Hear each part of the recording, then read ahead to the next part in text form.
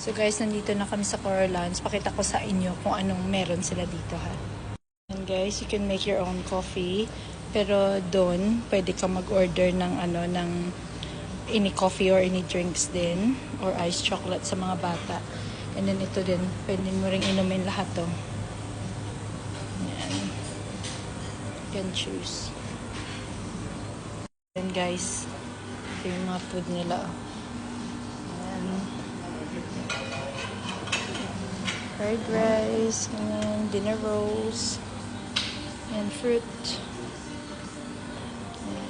And si Chris at saka si Samuel. Kuha sila. What are you getting, buddy? Cheese and crackers? Yeah, and a scone yum. Ito may mga different types of salad din sila.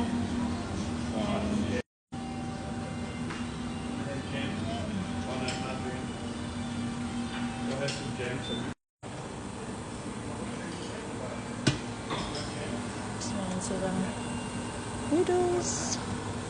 And then ito ata yung sweet corn na soup. May soup dyan, oh. Tapos mga mini bread. So guys, lahat yan, kung member ka ng Coral Lounge, you get everything here for free.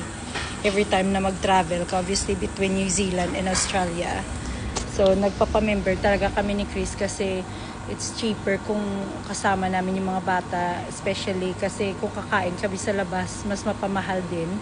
Kaya kung member kami dalawa ni Chris, libre sila up to, I think 17 years old yung mga bata, or 18, libre sila. Kaya in a long run, it's way cheaper for us kung lalo na kasama sila kasi yung pagkain, they can eat as much as they want. They can drink as much as they want din kasi puro lahat ng drinks. At saka meron silang iced chocolate, coffee, hot chocolate, mga ganyan. So, it's definitely worth it for us. And it's more comfy kasi free wifi din. Tapos meron din silang mga yung comfy seats. Kaya, we like it. Samuel. Tangga, they have noodles there if you want. You want some? No? Okay. So, what drinks do you want? They've got Coke, no sugar, oh. You want that one? Yeah. Fanta? Yeah. Yellow Fanta. You want Fanta? You have to... Yeah. So, dyan ka, dito, you can order yung mga hot drink mo, or cold drink din, or wine, or anything. Tapos dito din, oh. Ipakita ko rin sa inyo, meron din silang... Look, you can also charge your phone there, Samuel. Yeah, you can do your thing.